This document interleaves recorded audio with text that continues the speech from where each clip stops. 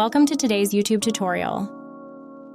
In today's video, we will show you how to deal with unexpected errors in Peakboard. To do this, first open the script editor by double-clicking on a button. Here you will find the two blocks, Try Catch and Trigger Error. In the lower section, Error Handling. In the example, we will show you the block, Try Catch. If you cause an error within a Try Catch block, you can recognize this.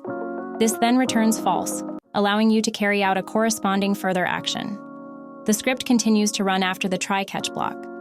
If a script without a Try Catch block generates an error, the entire script is aborted at that point and no further commands are executed.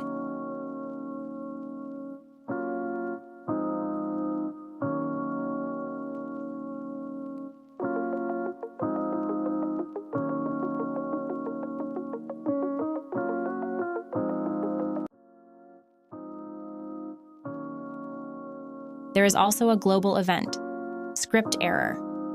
This is executed when an error occurs in a script. You can read this error via the block, last error message in the application area. In the video description, you can find links to our template page, where you can download the project file and the corresponding article on our help page. Thank you for watching.